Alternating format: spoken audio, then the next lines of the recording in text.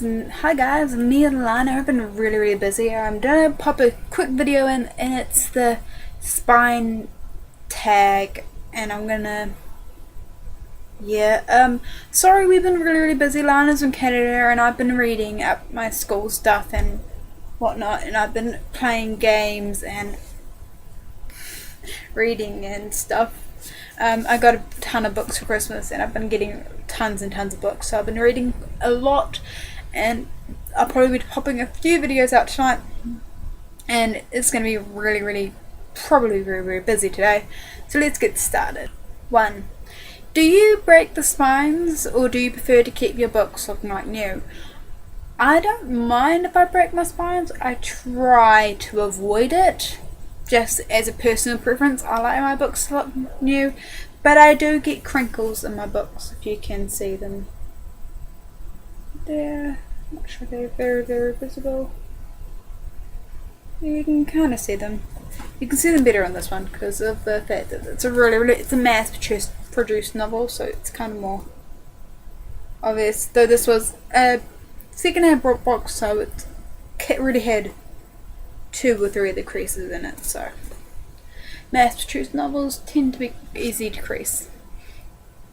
2. For those who don't like broken spines, have you ever accidentally broken one? Yes. Let's just leave it with that. Yes, and it frustrated me for a week because it didn't look as nice as City of Ashes and City of Glass when I had them. I still do, but yeah. 3. If you're buying a used book and the spine is broken, how do you feel about it? I was okay that it was used and it had a creased spine when I got this. I didn't know when I bought it was used, so that was a bit of a shock to me, but I was pretty happy that the book was still in pretty good nick and there's no pages coming out, so I'm happy with that. 4. Do you agree or disagree with the statement, I'm paraphrasing that actually, sorry. Do you agree or disagree with the opinion that some people have on a broken spine means the book's well loved? If you can't tell that the fact that this book is really like tattered to the max, and it's like most of the back of the shine has come off, some that's coming off here, it's well read and I love it. So yes, sometimes to a point. If the pages are falling out, I think it's just a thing of the book is very badly looked after, in my personal opinion. Shouldn't do that. Even though it is a well-loved book, I shouldn't throw it. 5. Because spines on a hardback cannot be visibly because spines on a hardback cannot visibly yeah, that's it, visibly. Fuck. Sorry, I cannot pronounce that word today.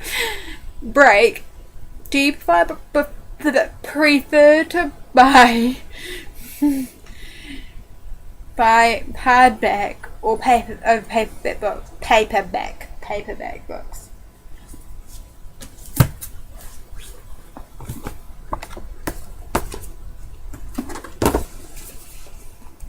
No! I like buying paperback books. They are lighter and they are cheaper. I like cheap books. I'm a student and cheap books is good. Because cheap books means I can get more books for my money. So yes, I like buying cheap books. So no, I don't buy hardback books because it's harder to crease. They're not visible. Hey, I said it right. Visibly. There we go.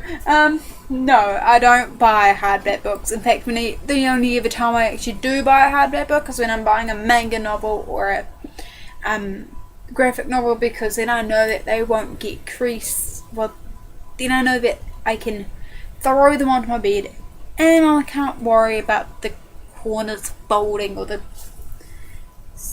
book folding up and stuff like that. Yeah, for example, there too. Throw it on bed. Well, not really thrown there, I kind of dropped it on bed. 6. Aside from breaking the spines, do you ever bend the corner of a page if you don't have a bookmark nearby? I always, and I mean always, use a bookmark. I have about 3 that lay around my room. I will go out of my way to use bookmarks. I will use CD covers if I can't find one. I'll use these little things that I picked up from uni trips. This was from a uni trip about 3-4 years back that I use. I will use my concert tickets that I've been to. I'll use clothing tags. I'll use my library receipts. As long as it's flat, reasonably thin, and won't physically hurt my book, I'll use it. I like using ribbons, personally, for my opinion, because I can have it hanging off, or I can wrap it around my book, and it looks really, really quite fancy, and I rather like that. But yeah. And 7. Anything you would like to say about your spined obsessions, and who are you going to tag? I have a few rules when I'm lending my books, and this is partly to help not get creased spines. Although I know it's going to happen eventually, I like to keep my books nice. I like nice things.